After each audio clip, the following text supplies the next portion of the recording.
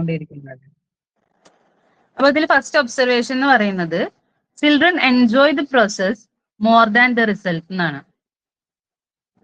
കുട്ടികൾക്ക് ആ റിസൾട്ടിലുണ്ടല്ലോ, നമ്മൾ അഡൽട്ട് എന്ത് ചെയ്യണില്ല റിസൾട്ട്. ഇപ്പൊ നമുക്ക് വേറൊരു എക്സാമ്പിൾ ആയിട്ട് പറയാം, ഈ കുട്ടികൾ ഈ ബ്ലോക്സ്, ബിൽഡിംഗ് ബ്ലോക്സ് ഒക്കെ വെച്ചിട്ട് ഓരോ സംഭവങ്ങൾ ഉണ്ടാക്കും. ഉണ്ടാക്കി കഴിഞ്ഞാൽ അവരത് പെട്ടെന്ന് തട്ടിക്കളയും. കാരണം ആ കിട്ടിയ റിസൾട്ടിൽ അവർക്ക് ഒരുപാട് ഇമ്പോർട്ടൻസ് ഇല്ല. അവർ വീണ്ടും അടുത്തത് ചെയ്യാൻ വേണ്ടി നോക്കും. സോ ആ ഒരു പ്രോസസ്സ് അവർ എൻജോയ് ചെയ്യണം. നേരെ മറിച്ച് ഒരു അഡൽട്ട് ഒക്കെ ആണെങ്കിൽ നമ്മൾ കൂടുതൽ ഫോക്കസ് ചെയ്യുന്നത് അത് ബിൽഡ് ചെയ്യാൻ വേണ്ടി, അത് ആ ഒരു എൻഡ് റിസൾട്ട് ആയിരിക്കും. അത് വേഗം വേഗം ചെയ്ത് ആ എൻഡ് റിസൾട്ട് നമ്മൾ നല്ല രീതിയിൽ നോക്കും. ചൈൽഡ് അതിന് ഡിഫറെന്റ് ആണ് എന്നുള്ളതാണ്.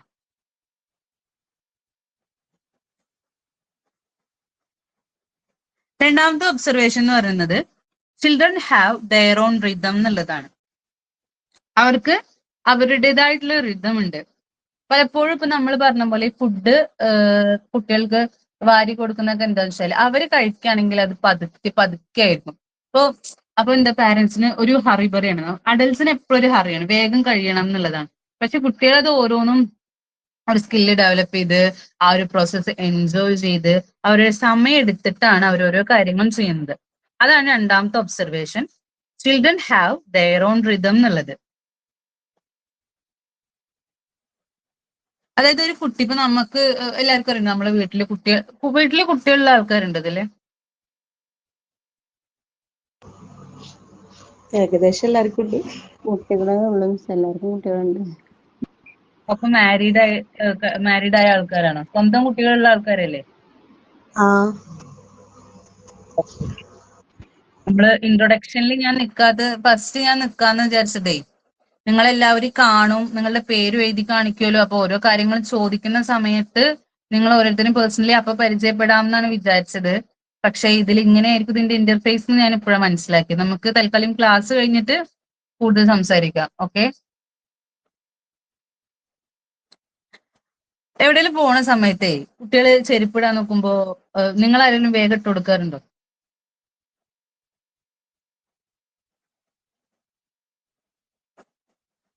ഇല്ല എന്നുള്ളവരുണ്ട്, ഉണ്ട് എന്ന് പറയുന്നവരും ഉണ്ട്. നമുക്ക് കാരണം എന്താണെന്ന് അറിയാം. കാരണം വേഗം പോണെങ്കിൽ വേഗം ചെരുപ്പിടണം. അവര് പതുക്കെ പതുക്കെയാണ് ആ ചെരുപ്പിടുക. ചിലപ്പോൾ തിരിച്ചിടും, ചിലപ്പോൾ തല തിരിച്ചിടും, മറിച്ചിടും, അല്ലേ?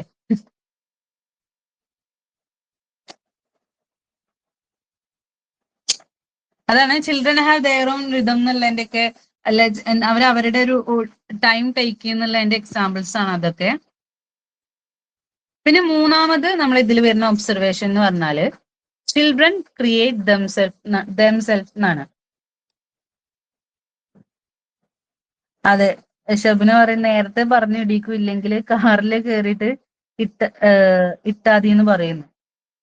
ശരി, നമുക്ക് ടൈം ഇല്ല, അവര് ടൈം എടുക്കും. സോ വണ്ടിയിൽ കയറി ഇരുന്നിട്ട് ഇട്ടും കൊണ്ട് അവിടെ എത്തുമ്പോഴത്തേന് ഇട്ട് തീർത്തോട്ടെ എന്നുള്ള ലെവലില്. അപ്പൊ നമ്മുടെ മൂന്നാമത്തെ ഒബ്സർവേഷൻ അതാണ്, അവരുടെ ക്രിയേറ്റ് ചെയ്യുന്നുള്ളതാണ്. നമ്മള് അഡൽട്ട് എന്ന് പറഞ്ഞാല് കറക്റ്റ് അത് എന്താണെന്നറിയോ, കാറി കയറി ഇരുന്നേയും അവര് ഊരിയിടും ചെരുപ്പ്. അപ്പൊ പിന്നെ അവിടെ എത്തുമ്പോ ഇടുന്നതാണല്ലോ നല്ലത്. അതുകൊണ്ട് അങ്ങനെ ഇരിക്കണം. അപ്പൊ ചെരുപ്പിടേണ്ട സമയം ലാഭിക്കാം വീട്ടിൽ നിന്ന് ഇറങ്ങുമ്പോ.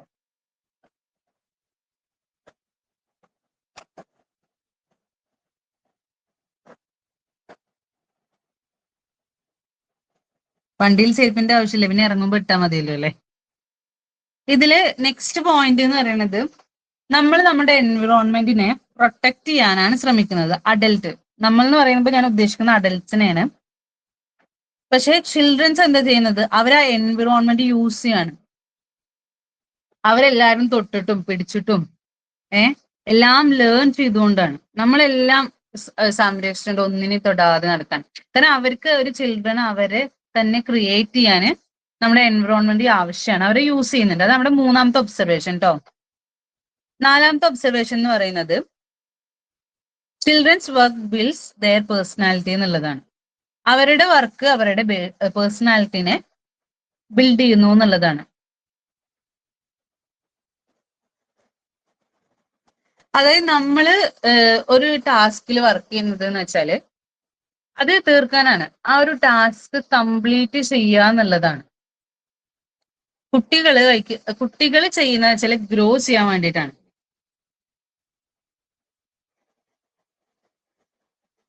അതായത് കുട്ടികൾ ഇപ്പൊ വെള്ളം ഒഴിക്കുമ്പോ, കുളിക്കാൻ വേണ്ടി വെള്ളമൊക്കെ അവര് ദേഹത്തേക്ക് ഒഴിക്കുമ്പോ അതിലെ മെയിൻ പർപ്പസ് എന്തായിട്ടാ തോന്നിയിട്ടുള്ളത്?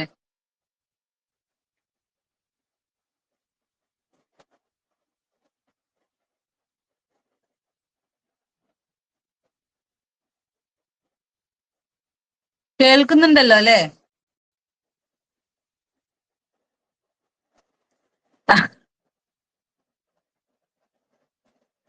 സംസാരിച്ചോളൂ. അവര് ചാറ്റിൽ ഇങ്ങനെ ജസ്റ്റ് അയച്ചുകൊണ്ടിരിക്കുന്നുണ്ട്, ഞാൻ ഇവിടുന്ന് ശ്രദ്ധിക്കുന്നുണ്ട് കേട്ടോ.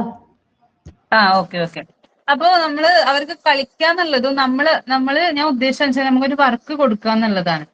ഇപ്പൊ സെൻസറി ആക്ടിവിറ്റീസ് ഒക്കെ കുട്ടികൾക്ക് കൊടുക്കുന്ന സമയത്ത് ഇപ്പൊ അവര് ബക്കറ്റിന് വെള്ളം ഒഴിക്കുമ്പോൾ അവർക്ക് എന്താ വേണ്ടത്? അവർക്ക് സ്വയം അവരുടെ ദേഹത്തേക്ക് ആ വെള്ളം ഒഴിച്ചിട്ട് ഇതാക്കാനുള്ള സ്കില്ലാണ് നമ്മൾ ഉണ്ടാക്കുക ശ്രമിക്കുന്നത്. ഇപ്പൊ പല പാരന്റ്സും അവരോട് നിങ്ങൾ കുളിച്ചിട്ട് വരും എന്നൊക്കെ പറയുമ്പോഴും അവർ ആ ഒരു സ്കില്ല് ഉണ്ടാക്കട്ടെ എന്നുള്ളതാണ്. നേരെ മറിച്ച് നമ്മളുടെ കാര്യങ്ങൾ ചെയ്യുന്നത് ആ ടാസ്ക് കംപ്ലീറ്റ് ചെയ്യാൻ വേണ്ടിയിട്ടുള്ളതാണ്. അവർക്കൊരു കോൺസെൻട്രേഷനും കോർഡിനേഷനും കോൺഫിഡൻസും എല്ലാം കിട്ടാൻ വേണ്ടിയിട്ടാണ് നമ്മൾ അവർക്ക് ഓരോ ടാസ്ക് കൊടുക്കുന്നത്. നെക്സ്റ്റ് ഒബ്സർവേഷൻ എന്ന് പറഞ്ഞാല് children want to do things themselves എന്നാണ്. അവര് മോണ്ടിസോറി ബിലീവ് ചെയ്തിട്ടുള്ള എന്താ വെച്ചാല് to grow he must do it himself എന്നുള്ളതാണ്. അവർക്ക് വലുതാവണം എന്നുണ്ടെങ്കിൽ ഇത് അവര് തന്നെ ചെയ്യട്ടെ എന്നുള്ളതാണ്. ഇപ്പൊ പല പാരന്റ്സും ഫുഡ് കഴിക്കാൻ ചിലപ്പോൾ കുട്ടികളെ നേരത്തെ തന്നെ ശീലിപ്പിക്കും. ഇപ്പോ നമുക്ക് ഇൻസ്റ്റാഗ്രാമിലും കാര്യങ്ങളും ഒക്കെ ഒരു ഹൈ ചെയറും എല്ലാം യൂസ് ചെയ്തിട്ട് കുട്ടികളെ സ്വയം ഫസ്റ്റിൽ തന്നെ ബേബി ലെഡ് വീനിങ് ആണ് സ്റ്റാർട്ട് ചെയ്യുന്നത്.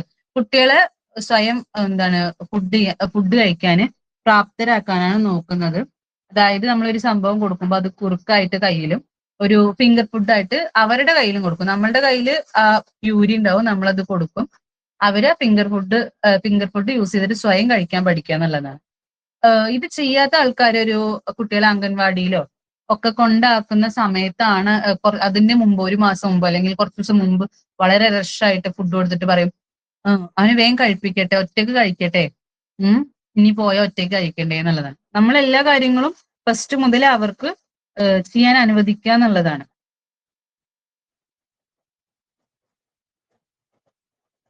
ഇപ്പൊ ഒരു കുട്ടി ഒരു ഷർട്ടിന്റെ ബട്ടൺസ് ഇടാൻ ഒരു 5 മിനിറ്റ് എടുക്കുകയാണെന്ന് വിചാരിക്കുക. അപ്പൊ എന്താ ടീച്ചർ ചെയ്യുക? അത് കണ്ടുകൊണ്ട് നിൽക്കുന്ന ടീച്ചർ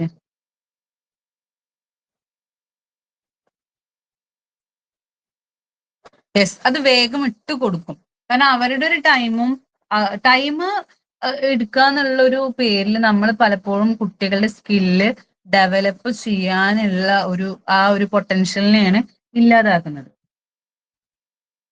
ഇനി നമ്മൾ പറയാൻ പോകുന്ന കാര്യം സ്പിരിച്വൽ എംബ്രിയോ എന്നുള്ളതാണ്. മോണ്ടിസോറിയുടെ ഒരു ഒബ്സർവേഷൻ ആണ് സ്പിരിച്വൽ എംബ്രിയോ.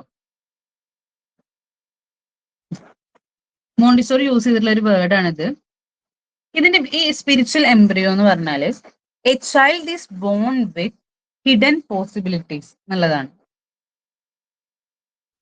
അതായത് ഒരു ഹിഡൻ ആയിട്ടുള്ള പല പോസിബിലിറ്റീസും ഉള്ളിൽ വെച്ചിട്ടാണ് ആ കുട്ടി ജനിക്കുമ്പോൾ തന്നെ അവർക്ക് ഉണ്ടാവും എന്നാണ് പറയുന്നത്. ആ പോസിബിലിറ്റീസ് ഒക്കെ ഡെവലപ്പ് ആവുന്നത് എങ്ങനെയാണ്? അവർക്ക് കിട്ടുന്നത് 2 വഴി. ഒന്ന് ഫ്രീഡം, 2 എൻവിറോൺമെന്റ്. ഈ 2 സംഭവങ്ങളും അവർക്ക് കിട്ടുമ്പോഴാണ് അവരുടെ ഉള്ളിലുള്ള പല പൊട്ടൻഷ്യൽസും എല്ലാം ഡെവലപ്പ് ആയി വരുന്നത്. ആ ചൈൽഡിനോ പാരന്റ്സിനോ ചുറ്റുള്ള ആൾക്കാർക്ക് ചിലപ്പോൾ ആ കുട്ടിയുടെ പോസിബിലിറ്റി അല്ലെങ്കിൽ ആ കുട്ടിയുടെ പൊട്ടൻഷ്യൽ എത്രത്തോളം ഉണ്ട് എന്ന് അറിയണമെന്നില്ല. അവർക്ക് ഗ്രോ ചെയ്യാനുള്ള എല്ലാ ഒരു സാധനങ്ങളും അവരുടെ ആ എൻവിറോൺമെന്റിൽ നിന്ന് കിട്ടുമ്പോഴാണ് അവർക്ക് അതെല്ലാം ചെയ്യാൻ പറ്റുന്നത്, അതിന്റെ ഒരു ഫുൾഫിൽ ചെയ്യാൻ പറ്റുന്നത്. അത് നമ്മൾ ആ ഒരു കാര്യങ്ങൾ അവരുടെ പൊട്ടൻഷ്യൽസ് നമുക്ക് അങ്ങനെ ഡിസ്കവർ ചെയ്യാൻ പറ്റും. ഒരു കാര്യത്തിൽ തന്നെ നമ്മൾ അവരെ ഫോഴ്സ് ചെയ്തൊരു സ്കില്ല് ഡെവലപ്പ് ആവുന്നതിനേക്കാളും നല്ലതാണ് കുട്ടികളെ ഡിഫറെന്റ് ഫീൽഡ് എക്സ്പ്ലോർ ചെയ്തിട്ട് അവരുടെ പൊട്ടൻഷ്യൽ കണ്ടെത്താൻ ഹെൽപ്പ് ചെയ്യുക എന്നുള്ളത്. ഈ സ്പിരിച്വൽ എംബ്രിയോന് ഒരു എക്സാമ്പിൾ പറയുകയാണെന്നുണ്ടെങ്കിൽ, ഒരു സീഡ് നമുക്കറിയാം, മണ്ണിന്റെ അടിയിൽ കുഴിച്ചിട്ട് കിടക്കുന്ന ഒരു സീഡ് അത് എത്ര കാലം അവിടെ കിടന്നാലും അവിടെ തന്നെ കിടക്കും. അത് ഒന്ന് ഗ്രോ ചെയ്യണമെന്നുണ്ടെങ്കിൽ അതിന് വേണ്ട വെളിച്ചം, വാട്ടർ ഒക്കെ അതിന് കിട്ടിയേ പറ്റും. അങ്ങനെ തന്നെയാണ് ഒരു ഫ്രീഡം, ഒരു റൈറ്റ് എൻവിറോൺമെന്റും ഒരു കുട്ടീനെ ഡെവലപ്പ് ചെയ്യുന്നത്. ഇതിൽ വരുന്ന മറ്റൊരു പോയിന്റ് ആണ് കാസ ദൈ ബംബിനി എന്ന് പറയുന്നത്. ഇത് അവര് ഈ മോണ്ടിസോറി അവര് ആദ്യമായിട്ടൊരു ഒരുപാട് കാര്യങ്ങൾ അവർ ഒബ്സർവ് ചെയ്തു. ഇനി ഇതൊരു സ്കൂൾ സെറ്റപ്പിൽ അവർ തുടങ്ങിയിട്ട് അവർ അതിനെ വിളിച്ച പേരാണ് കാസ ദൈ ബംബിനി എന്ന് പറയുന്നത്. 1907 ഇറ്റലിയിലാണ് ഇത് സ്റ്റാർട്ട് ചെയ്തിട്ടുള്ളത്. ഇതിന്റെ അർത്ഥം എന്ന് പറയുന്നത് ഹൗസ് ഓഫ് ചിൽഡ്രൻ എന്നാണ്. ഹൗസ് ഓഫ് ചിൽഡ്രൻ എന്നാണ് ഇതിന്റെ പേര്. ഇവിടെയാണ് മോണ്ടിസോറി അവരുടെ ഐഡിയാസ് ടെസ്റ്റ് ചെയ്ത് നോക്കിയത്. ഇപ്പൊ അവർ ഒബ്സർവ് ചെയ്ത് അവർക്ക് കുറെ കാര്യങ്ങൾ കിട്ടി. ഇനി ഇതിൽ ഉള്ള ഒരു മോഡിഫിക്കേഷനും കാര്യങ്ങളൊക്കെ ടെസ്റ്റ് ചെയ്ത സ്ഥലത്തിനെയാണ് അവർ ഈ ഹൗസ് ഓഫ് ചിൽഡ്രൻ അല്ലെങ്കിൽ കാസ ദൈ ബംബിനി എന്ന് വിളിച്ചിട്ടുള്ളത്. ഈ ഒരു പ്രോസസ്സിന് അവര് ഇതാക്കിയിട്ട് അവിടെ അവർ യൂസ് ചെയ്തിട്ടുള്ള ലേണിംഗ് മെത്തേഡിനെ അവര് auto education or self education എന്നാണ് വിളിച്ചിട്ടുണ്ടായിരുന്നത്. നമ്മൾ കോൺസ്റ്റന്റ് ആയിട്ട് ടീച്ച് ചെയ്യാതെ തന്നെ കുട്ടികൾക്ക് പഠിക്കാൻ പറ്റുമോ? എന്താ നിങ്ങളുടെ അഭിപ്രായം? ഒരു ടീച്ചർ കണ്ടിന്യൂസ് ആയിട്ട് പഠിപ്പിച്ചു കൊടുക്കാതെ ഒരു കുട്ടിക്ക് പഠിക്കാൻ പറ്റുമോ?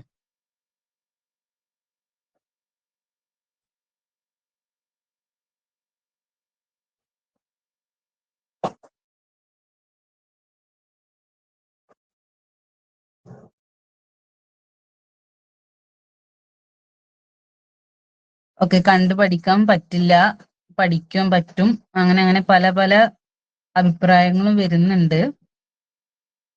അപ്പോ ഈ ടീച്ചറെ അത് ചില കാര്യങ്ങൾ കുട്ടികൾ കണ്ടിട്ട് കേട്ടിട്ട് എല്ലാം പഠിക്കും. ചില കാര്യങ്ങൾ പഠിപ്പിച്ചു കൊടുത്താലല്ലേ. ഓക്കെ നമുക്കിനി ഇതിലോട്ട് വരാം. കൂടുതൽ കാര്യങ്ങൾ നമുക്ക് ഇതിൽ നിന്ന് മനസ്സിലാക്കാം. ഇതിലെ ഡിസ്കവറീസ് നമുക്ക് നോക്കാം. അതിൽ നമ്മൾ ഒരു കോൺസ്റ്റന്റ് ടീച്ചിങ് എന്നാണ് ഞാൻ ഉദ്ദേശിച്ചത്. അതായത് തുടർച്ചയായിട്ട് നമ്മൾ പഠിപ്പിച്ചുകൊണ്ടേയിരിക്കുക എന്നുള്ളതാണ്. അപ്പൊ അതിന്റെ ഒരാവശ്യം ഉണ്ടോ ഇല്ലേ എന്നുള്ളത് നമുക്ക് ഇതിന് ലാസ്റ്റ് പറയാം.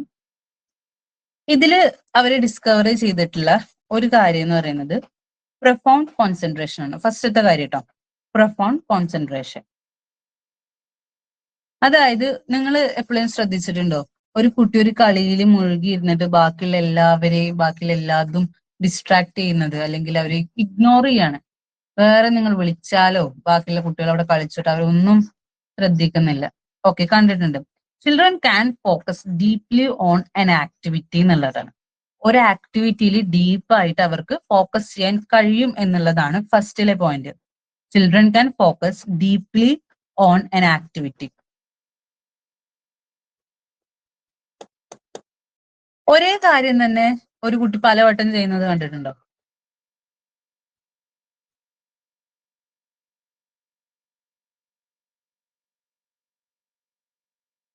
Because children love repeating activities.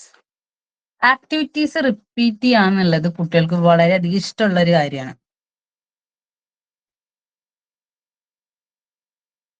അതാണ് നമ്മുടെ രണ്ടാമത്തെ observation. Children love repeating activities. Next point എന്ന് പറഞ്ഞാല്, നിങ്ങൾ ഒരു കുട്ടിയുടെ ഒരു സാധനം അങ്ങനെ വെച്ച് കളിക്കുകയാണ്. പക്ഷെ ആ സമയത്ത് പെട്ടെന്ന് അവരുടെ ഒരു ടോയ് നിങ്ങൾ അവിടുന്ന് മാറ്റി. അപ്പൊ എന്താണ്ടാവുക?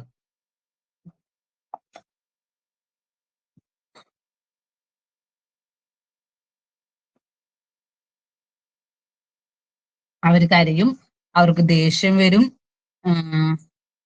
അതെ, കരയും. ഓക്കെ, അതെ. അതായത് ഒരു സാധനം ഒരു പ്ലേസിൽ എന്നെ വെക്കാൻ ചിൽഡ്രൻസിന് ഇഷ്ടമാണെന്നുള്ളതാണ് പറയുന്നത്. ഇതാണ് ലവ് ഫോർ ഓർഡർ. നമ്മുടെ മൂന്നാമത്തെ പോയിന്റ് ആണ്, ഡിസ്കവറി ആണ് ലവ് ഫോർ ഓർഡർ എന്നുള്ളത്. Children like things to be kept in their place. അതിൻ്റെതായ പ്ലേസിലും ഒക്കെ ആ സാധനങ്ങൾ ഇരിക്കുക എന്നുള്ളത് അവർക്ക് അവർ ഇഷ്ടപ്പെടുന്ന ഒരു കാര്യമാണ്. നെക്സ്റ്റ് ഡിസ്കവറി എന്ന് പറഞ്ഞാല് ഫ്രീ ചോയ്സ്, അതായത് ഫ്രീ ചോയ്സ് ആണ്. Children can choose activities themselves. അവർക്ക് എന്ത് ആക്ടിവിറ്റീസ് ചെയ്യണം എന്നുള്ളത് ചൂസ് ചെയ്യാൻ അവർക്കറിയാം, അല്ലെങ്കിൽ അത് അവർക്ക് ഇഷ്ടമാണ്, അതാണ് അവർക്ക് ഇഷ്ടം. അവർക്ക് ഇഷ്ടപ്പെട്ട കാര്യങ്ങൾ അവർ ചെയ്യുമ്പോൾ അവരതിൽ പെട്ടെന്ന് പഠിക്കുമോ?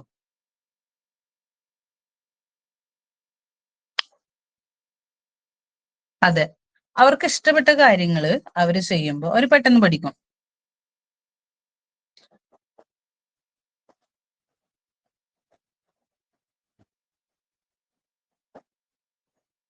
കുട്ടികൾ സൈലന്റ് ആയിരിക്കുമോ?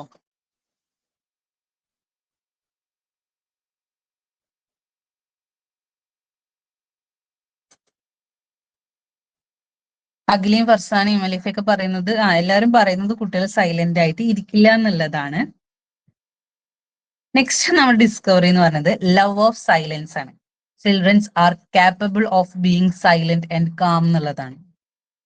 ഇതില് ഈ മോണ്ടിസോറി ഒരു 3-4 വയസ്സുള്ള കുട്ടികളെ ഇങ്ങനെ പഠിപ്പിച്ചുകൊണ്ടിരിക്കുന്ന സമയത്ത് ഒരു ചെറിയൊരു കുട്ടിനെ, ഒരു 4 മാസം ഒക്കെ ആയിട്ടുള്ള ഒരു കുട്ടീനെ അവരുടെ ക്ലാസ്സിലോട്ട് കൊണ്ടുവന്നിട്ട് ആ കുട്ടി കുറച്ച് കാം ആൻഡ് ക്വയറ്റ് ആയിട്ടാണ് അപ്പൊ ഉണ്ടായിരുന്നത്. അപ്പൊ മറിയം മോണ്ടിസോറി അവിടെയുള്ള കുട്ടികളോട് പറഞ്ഞു, ആ കുട്ടി കാം ആൻഡ് ക്വയറ്റ് ആയിട്ടാണ് ഇരിക്കുന്നത്, നിങ്ങൾക്ക് അതുപോലെ ഒന്നും ഇരിക്കാൻ പറ്റില്ല, നിങ്ങളെക്കാട്ടിലും ഇതിൽ പറയും. അപ്പൊ ആ കുട്ടികളെല്ലാവരും സൈലന്റ് ആയി എന്നുള്ളതാണ്. അവരൊക്കെ ക്വയറ്റ് ആയിട്ടിരുന്നു, ആ കുട്ടി ഇരിക്കുന്നത് പോലെ ക്വയറ്റ് ആയിട്ടിരുന്നു. അതിനുശേഷം മരിയം മോണ്ടിസോറി പറഞ്ഞു, ഇത്രയും പതുക്കെ ആ കുട്ടിയുടെ ബ്രീത്തിങ് നമുക്ക് കേൾക്കാൻ പറ്റുന്നുണ്ട്, അതുപോലെ നിങ്ങൾക്ക് ചെയ്യാൻ പറ്റുന്നുണ്ടാവില്ല. പക്ഷെ അവരെ കൂടി അത്ഭുതപ്പെടുത്തിക്കൊണ്ട് അവിടെ ഉണ്ടായിരുന്ന എല്ലാ കുട്ടികളും സൈലന്റ് ആൻഡ് കാം ആയിട്ടിരുന്നു എന്നാണ് പറയുന്നത്. കുട്ടികൾക്ക് അവർ സൈലന്റ് ആവാനും കാം ആവാനും കാപ്പബിൾ ആയിട്ടുള്ള ആൾക്കാരാണ് ഈ കുട്ടികൾ എന്ന് പറയുന്നത്. Next point reward and punishment ആണ്. ഈ റിവാർഡ് ആൻഡ് പണിഷ്മെന്റ് എന്നുള്ള സംഭവം ലേണിംഗുമായിട്ട് ഇന്റർഫിയർ ചെയ്യുന്നുണ്ട് എന്നുള്ളത് മോണ്ടിസോറി കണ്ടുപിടിച്ചിട്ടുണ്ട്. റിവാർഡ് ആൻഡ് പണിഷ്മെന്റ് എന്ന് പറയുമ്പോൾ ഒരു ബിഹേവിയർ ഇൻക്രീസ് ചെയ്യാൻ വേണ്ടിയിട്ടോ നമ്മൾ ഒരു ബിഹേവിയറിനെ സ്ട്രെങ്തൻ ചെയ്യാൻ വേണ്ടിയിട്ട് നമ്മൾ എന്തെങ്കിലും ഒന്ന് ആഡ് ചെയ്യുന്നതിനെയാണ് നമ്മൾ റിവാർഡ് എന്ന് പറയാം. നന്നായിട്ട് പഠിക്കുന്ന ഒരു കുട്ടിക്ക് അത് പഠിത്തം അവർ ഒന്നും കൂടി സ്ട്രോങ് ആക്കാൻ വേണ്ടിയിട്ട് അവർക്ക് വേണ്ട എന്തെങ്കിലും സാധനങ്ങൾ നമ്മൾ കൊടുക്കുമ്പോൾ നമുക്ക് റിവാർഡ് എന്ന് പറയാം. അല്ലെങ്കിൽ ഒരു കുട്ടിയുടെ ഒരു ബിഹേവിയർ നമുക്ക് വീക്കാണ് ഇപ്പോൾ, അപ്പോൾ അത് ഇതാവാൻ വേണ്ടി നമ്മളൊരു പണിഷ്മെന്റ് കൊടുക്കുകയാണ്. നമുക്ക് അടിയൊക്കെ കൊടുക്കില്ല കുട്ടികൾക്ക്. എപ്പോഴും അടി കൊടുക്കുന്ന നല്ലതല്ലെങ്കിൽ പോലും എന്തെങ്കിലും സംഭവങ്ങൾ റിമൂവ് ചെയ്യാന്നൊക്കെ ഉള്ളത് പണിഷ്മെന്റിൽ വരുന്ന കാര്യമാണ്.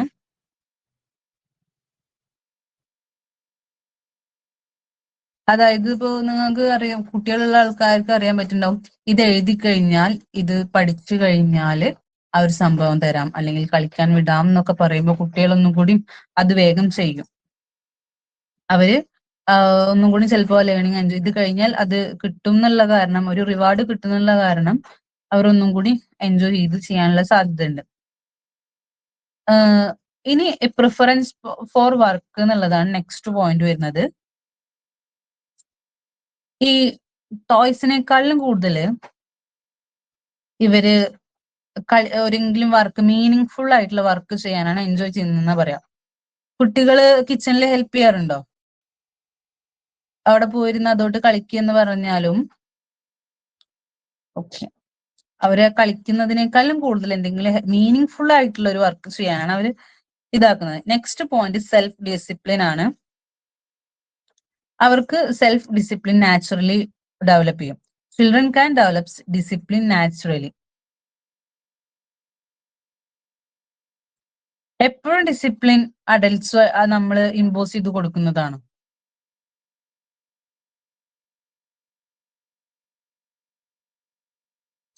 എപ്പോഴും പാരന്റ്സ് പഠിപ്പിച്ചു കൊടുത്തിട്ടാണോ കുട്ടികൾക്ക് ഡിസിപ്ലിൻ ഉണ്ടാവുന്നത്? ക്വസ്റ്റ്യൻ ആണ്. അല്ല. നമുക്ക് എക്സാമ്പിൾ ഇപ്പൊ നമുക്ക് നോക്കണമെങ്കിൽ ഒരു വീട്ടിൽ തന്നെയുള്ള ഡിഫറെന്റ് ചൈൽഡുകൾക്ക് ഈ ബർത്ത് ഓർഡറിൽ മൂത്ത കുട്ടി, ഇളയ കുട്ടി, മിഡിൽ ചൈൽഡ്, ഇവരൊക്കെ ചിലപ്പോൾ ഇവരുടെ 3 പേരുടെയും, അതായത് ഒരേ പാരന്റ്സിന്റെ ഈ കുട്ടികൾ തന്നെ അവരുടെ ഡിസിപ്ലിൻ ലെവല് വേരി ചെയ്തിരിക്കും.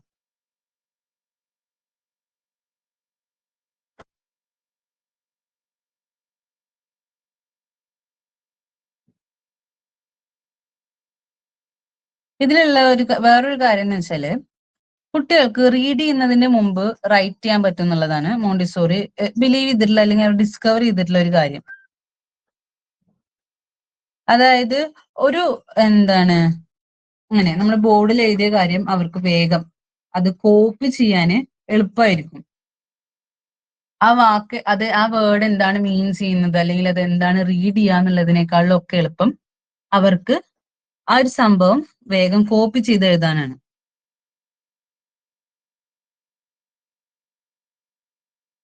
ഇപ്പൊ നമ്മളുടെ ടീച്ചിങ് രീതി എല്ലാവർക്കും അറിയാലോ. ടീച്ചർ പഠിപ്പിച്ചു കൊടുക്കുന്നു, നോർമൽ ക്ലാസ്സുകളിൽ കുട്ടികൾ അത് പഠിക്കുന്നു. ഇപ്പോ മോണ്ടിസോറി ഈ കാലത്ത് ഉണ്ടെച്ചെങ്കിൽ നമ്മളുടെ ടീച്ചേഴ്സിനോടൊക്കെ അവർ എന്ത് ആയിരിക്കും പറയേണ്ടാവുക?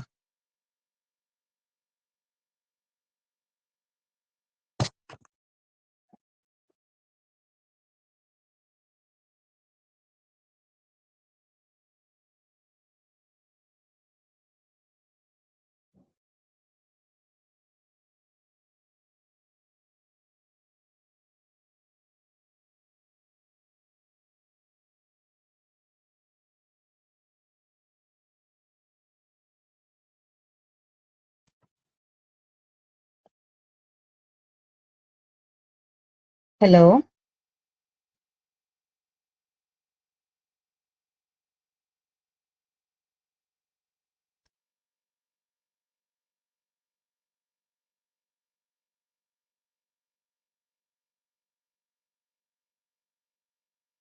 മുഹ്സിന എന്നോടാണോ പറഞ്ഞത്? Okay okay. അല്ല മിസ്.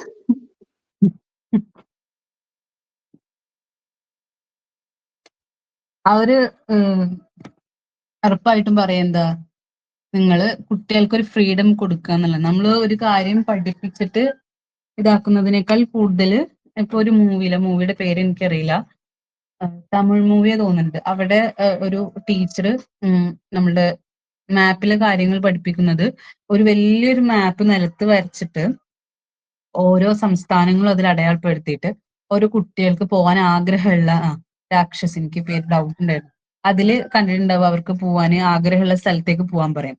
അപ്പൊ അവർക്ക് ഈസി ആയിട്ട് അവർക്കത് മനസ്സിലാക്കാം. അവർ പോവാ ഇതാണ് രാജസ്ഥാൻ, ഇതാണ് രാജസ്ഥാൻ, ഇതാണ് നമ്മളിങ്ങനെ കുത്തിനിറപ്പി ഇങ്ങനെ പറഞ്ഞ് പഠിപ്പിക്കുന്നതിനേക്കാൾ കൂടുതലും അവര് എക്സ്പ്ലോർ ചെയ്തിട്ട് കാര്യങ്ങൾ ചെയ്യുന്നതായിരിക്കും അവർക്കും കൂടി ബെനിഫിറ്റ് ആയിട്ടുള്ള ഒരു കാര്യം എന്ന് പറയുന്നത്.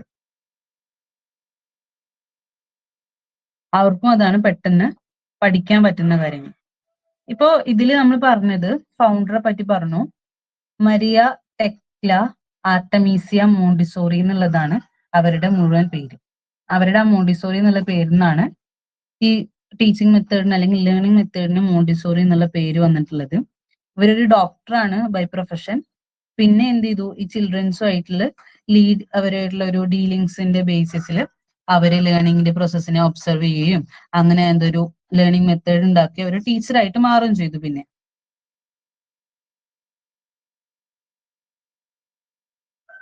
ഇതില് ഉള്ള ഒബ്സർവേഷൻസ് എന്ന് പറഞ്ഞാല് നമ്മൾ പറഞ്ഞു ചൈൽഡാണ് അവരൊരു പ്രോസസ്സിനേക്കാൾ കൂടുതൽ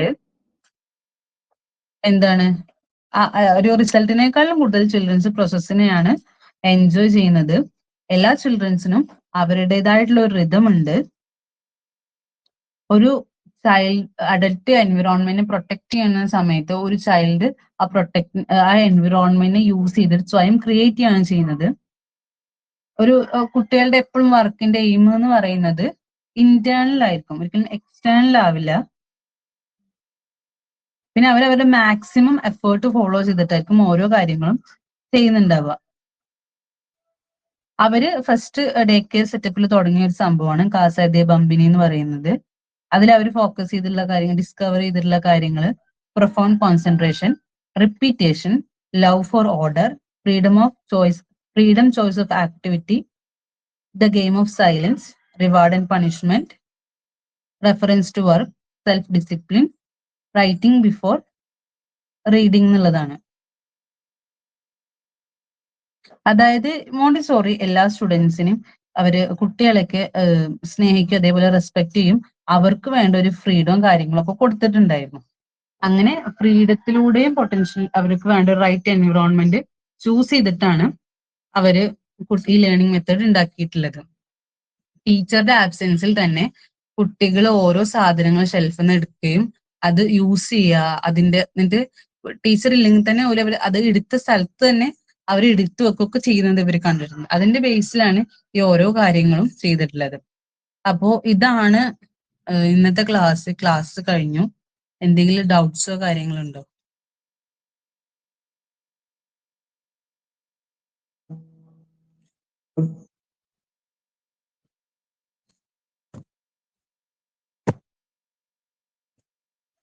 ഹലോ.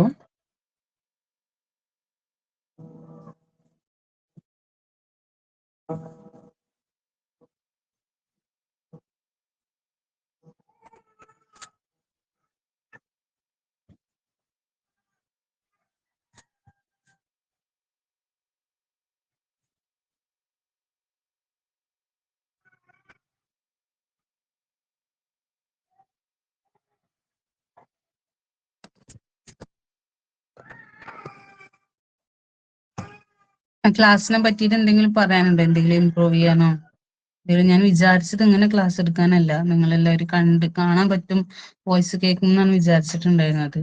അതുകൊണ്ട് കുറെ ആക്ടിവിറ്റീസ് ഒക്കെ ഞാൻ കട്ട് ചെയ്ത് കളഞ്ഞിട്ടുണ്ടായിരുന്നു.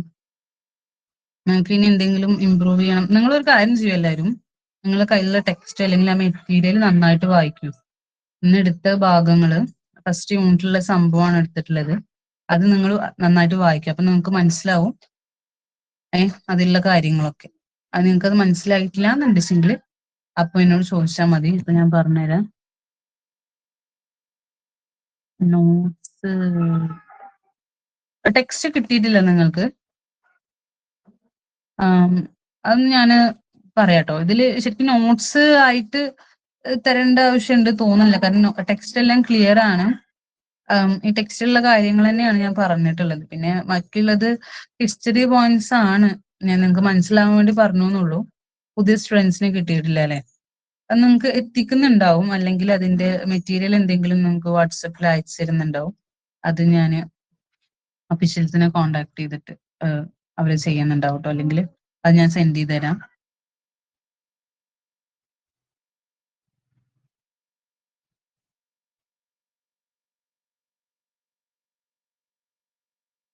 ക്ലാസ് എടുക്കണേൽ ഞാൻ എന്തെങ്കിലും ചേഞ്ച് ചെയ്യണോ? ഞാൻ കംപ്ലീറ്റ് ഓരോ ലൈൻ ബൈ ലൈൻ വായിച്ചിട്ട് അതിന്റെ മീനിങ് പറയാതിരിക്കാനാണ് ശ്രദ്ധിച്ചിട്ടുള്ളത്. നിങ്ങൾക്ക് വായിച്ചാൽ മനസ്സിലാവുന്ന കാര്യങ്ങളാണ്. അതിൽ കുറച്ചും കൂടി എക്സാമ്പിൾസും പോയിന്റ്സും ആഡ് ചെയ്തിട്ട് ഒന്നുകൂടി റെഫർ ചെയ്തിട്ട് പറഞ്ഞുതരാണ് ചെയ്തിട്ടുള്ളത്.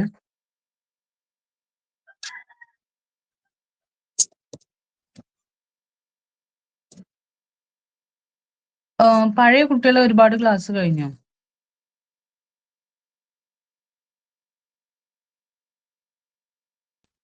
Fifth chapter. ഓക്കെ. ഇപ്പോ എന്റെ കയ്യിലുള്ള നോട്ട്സ് എന്ന് പറഞ്ഞാൽ എനിക്ക് നിങ്ങൾക്ക് ക്ലാസ് എടുക്കാൻ വേണ്ടി ഉണ്ടാക്കിയിട്ടുള്ള നോട്ട്സ് ആണ്. അത് അയച്ചു തരാൻ പറ്റുന്ന രീതിയിലല്ല. നമുക്ക് ടെക്സ്റ്റ് കിട്ടിയിട്ടില്ലെങ്കിൽ അപ്പൊ അതിനനുസരിച്ചിട്ട് എന്തെങ്കിലും ചെയ്യാം കേട്ടോ. ഓക്കെ, നിങ്ങളുടെ കൂടെ ഇനി എന്തെങ്കിലും പ്രൊസീജിയേഴ്സ് ഉണ്ടോ? ക്ലാസ് വൈൻഡ് അപ്പ് ചെയ്യാൻ പറ്റുമോ?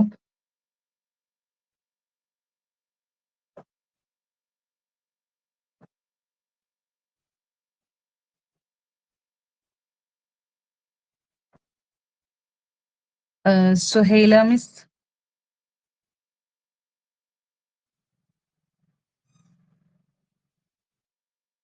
നിങ്ങൾ എന്താ പ്രയറും നാഷണൽ ആന്തവും കറക്റ്റ് ഡേറ്റ് ഇട്ടിട്ട് ക്ലാസ് വൈൻഡപ്പ് ചെയ്യുന്ന സമയത്ത് ചൊല്ലണം കേട്ടോ. നാഷണൽ ആന്തം ചെല്ലലില്ല, പ്രയറും പേജും ചെല്ലലുണ്ട്.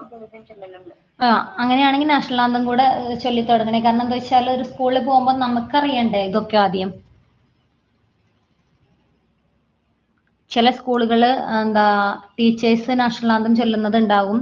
അതുപോലെ KG സെക്ഷനിലെ കുട്ടികൾ നേരത്തെ വിടുന്നതാണ് വെച്ചെങ്കിൽ ക്ലാസ് റൂമിൽ നിന്ന് ചൊല്ലി കൊടുക്കേണ്ടി വരും. ഇങ്ങനെയൊക്കെ അതാത് സ്കൂൾ മെത്തേഡുകൾക്ക് അനുസരിച്ചിട്ടായിരിക്കും അതിന്റെ ഒരു കാര്യങ്ങളുടെ കിടപ്പുണ്ടായിരിക്കും. ചിലപ്പോൾ പ്രയർ നമ്മൾ തന്നെ ചെല്ലേണ്ടി വരും. ഇങ്ങനെയൊക്കെ ഉണ്ട്. അപ്പൊ അതില് എന്തായാലും നാഷണൽ ആന്തം കൂടെ ഇൻക്ലൂഡ് ചെയ്യാം കേട്ടോ. ഓക്കെ. ഇന്നാരെങ്കിലും ഇപ്പൊ എല്ലാം റെഡി ആയിട്ടുണ്ടോ?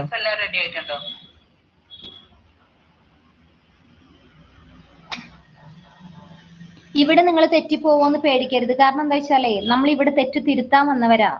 സ്പെല്ലിംഗ് മിസ്റ്റേക്ക് ഉണ്ടാവാം, വേർഡുകളിൽ മിസ്റ്റേക്ക് ഉണ്ടാവും, അതൊന്നും നോക്കണ്ട. നമ്മൾ തയ്യാറാവാ, മുന്നോട്ട് വരിക. ഇവിടെ ട്രെയിനിങ് ആണ് നടന്നുകൊണ്ടിരിക്കുന്നത്. പ്രാക്ടീസ് ചെയ്ത് റെഡിയാക്കുക. തെറ്റുകളിൽ നിന്ന് നമ്മൾ ശരിയുത്തരം കണ്ടെത്തുക എന്നുള്ളതാണ്. അല്ലാണ്ട് ശരികൾ മാത്രം പഠിക്കുക എന്നുള്ളത് നമുക്ക് ഒരിക്കലും നടക്കൂല കേട്ടോ.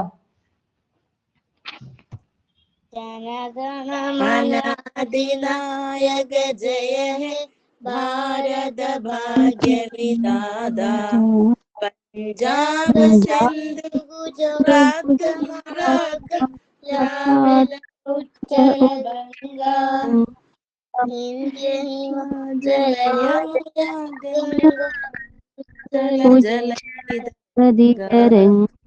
तव शुभ नामे जागे, तव शुभ आशीष मागे, गाहे तव जय गाथा जन गण मंगलदायक जय हे भारत भाग्य विधाता जय